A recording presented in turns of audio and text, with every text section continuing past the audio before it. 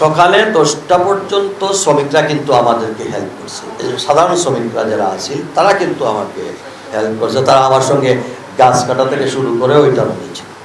খুব সুন্দরভাবে কাজ চলছে। হঠাৎ করে আবুল নামে তাদের একজন শ্রমিক নেতা, এইটুক চুল, উনি আসলেন এবং তার সঙ্গে আরও 2-3 জন এসে আমরা এখানে সব দাঁড়ানো, কারোর সঙ্গে কোনো কথা না বলে উনি শ্রমিকদের ডাক দিলেন। শ্রমিকদের ডাক দিয়ে বললেন যে আসো, গাড়ি এখানে আনো। আমি রাস্তার ওপাশে দাঁড়িয়ে দাঁড়িয়ে দেখলাম, আমার সঙ্গে আরও কয়েকজন ছিলেন অফিসাররা। আমি কী করে দেখি তো আমি মনে হয় অন্য কিছু বলতে পারে, এইভাবে যে গাড়ি এনে তারা পার্কিং করে দেবে সেটা উনি এসে জোর করে সব মানে গাড়িগুলো রেখে আর আমার লেবারদেরকে বলতেছেন এখানে কাজ করতে পারবে না। এই যখন বলছে কাজ করতে পারবে না, তখন আমি ওইখানে যাই, বললাম ভাই কী হয়েছে? আমি আসলে তাকে চিনিও না ঠিক মতে। তাই বললাম কী হয়েছে? উনি বললেন না, এখানে কাজ হবে না, আমাদের জায়গা দেন, তারপরে কাজ শুরু করতে পারবেন। আমি তুমি কে? আমি সাংগঠনিক দায়িত্বে আছি। আর আমার সঙ্গে কোনো কথা বলা প্রয়োজন মনে করো? তা আপনার যদি ইচ্ছা হয় বলতে পারেন, আমাদের জায়গা দিয়ে কথা বলেন। যখন আমি আর দেখলাম তার সঙ্গে আমার আর কথা বলা উচিত নয় এবং আমি সেখান থেকে সরে আসি। এসে আমি জেলা প্রশাসনকে অবহিত করি, পুলিশ প্রশাসনকে অবহিত করি এবং পুলিশ প্রশাসন, জেলা প্রশাসন এবং আমাদের ম্যাজিস্ট্রেট, আমাদের সম্মানিত কাউন্সিলরবৃন্দ এবং সংশ্লিষ্ট সকলকেই বলা হলে তারা উপস্থিত হন। সেখানে উপস্থিত হওয়ার পর আমাদের ডিসি ট্রাফিক, আমাদের ম্যাজিস্ট্রেট এবং ভারপ্রাপ্ত কর্মকর্তা, আমাদের কয়েকজন কাউন্সিলর বললেন যে তাদেরকে রিকোয়েস্ট করলেন। আমরা প্রথমে বলছি একটু বলে টলে দেখো শ্রমিকরা হয়তো জোরছে, ওনারা ঠিক সেইভাবে গিয়ে আধা ঘন্টার উপরে ওদেরকে বিভিন্নভাবে বোঝানোর চেষ্টা করছেন, কিন্তু তারা কোনোভাবেই সেটা শুনতে রাজি না। তারপরে আসলো যে আবার মেয়রের কাছে আসবো।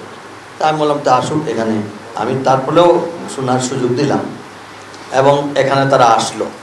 আসার পরে এখানে ওসি সাহেব ছিলেন, ভারপ্রাপ্ত ডিসি ট্রাফিক ছিলেন, আমাদের সকল কাউন্সিলররা ছিলেন।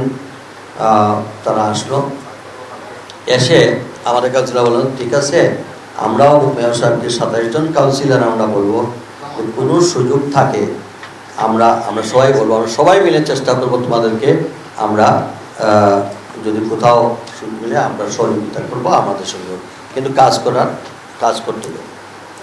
তো অনেক বোঝানোর পরেও সে একই কথা যে না, আমাদেরকে আগে জায়গা দেন, জায়গা পাইলে আমরা এটা আনলে এখানে আমল করতে পারবো না, আমাদেরকে 1 সপ্তাহ বা 2 সপ্তাহ সময় দিতে হবে। আমরা কথা বলাইতে না, এইখানে এই কথাগুলো বলার মধ্যে দিয়ে একটা তারা শ্রমিকরা স্লোগান তুলে দিল, দুনিয়ার মজদুর এক হোক হয়ে, কোনো কথা নাই বার্তা নাই, আমাদের অজস্র ঢিল মারা শুরু হলো। আমরা চৌহাট্টাতে পয়েন্টে সেন্ট্রাল ফার্মেসির সামনে এই সাইডে এখানে আমরা দাঁড়ানো, তারা সিভিল সার্জনের অফিসে এখানে আমাদের পাথরের স্ট্যাকগুলা ওইখানে ছিল, অস্ত্র তার হাতেই ছিল। মোটামুটি আমাদেরকে ঢিল ছুটতে থাকলো। আমাদের কাউন্সিলর, 4 নম্বরের কাউন্সিলর, 22 নম্বরের কাউন্সিলর, আপনার আমাদের এই যে 26-এর কাউন্সিলর, এরা অনেকেই হঠাৎ করে দিলাম পুলিশ মাথায় রক্ত জড়তেছে, পুলিশ 2 জন সদস্যদেরকে নিয়ে যাওয়া হচ্ছে। তারপরে আরও পাবলিক, আমাদের যে লেবার যারা ওই মানে শ্রমিক কাজ করতেছিল, তাদের অনেকের মাথা ফাটলো, রক্ত বাইর হইতেছে। তারা আমাদের এরপরে এলোপাতালি তারা যখন আপনার ঢিল মারতেছে, তখন পাবলিক সহ সাধারণ আরও তাদেরকে একটু দাওয়া দেওয়া হয়।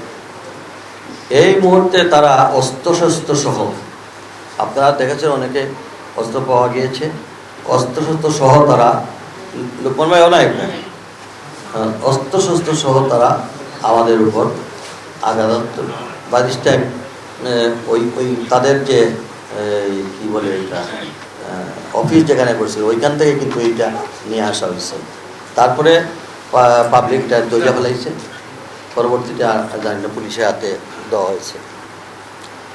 এই হলো বর্তমান অবস্থা। আমরা আপনাদের সকলের দৃষ্টি আকর্ষণ করছি, যদি আমরা এইরকম অবস্থার মধ্যে আমরা সিলেটে অনেক পরিবেশ অনেক ঘটনা ঘটেছিল, কিন্তু এই ধরনের জনপ্রতিনিধিদের উপর উপস্থিত থাকা অবস্থায় এভাবে হামলা আমরা কোনোদিন দেখিনি। এই অবস্থায় অন্ততপক্ষে জনপ্রতিনিধিরা উপস্থিত হলে তারা বিচার দিতে পারে, দাবি করতে পারে, আমাদের কাছে আবদার করতে পারে। এবং এখানে পুলিশ প্রথমে মানে কি শেষ পর্যন্ত ধৈর্যের পরিচয় দিয়েছে। অজস্র এই ঢিল মারার পরেও, আমি আবার বঙ্গবন্ধু হিসাবে বলছি, একটু আপনি বলছেন এটা তো আর মেনে নেওয়া যায়, তারপরেও আমরা কিন্তু ধৈর্যের বাঁধ যখন ভেঙে গেছে, যখন তারা একেবারে, তখন পুলিশ সামনের দিকে হুইসেল বাজাইয়া দৌড়ে গেছে।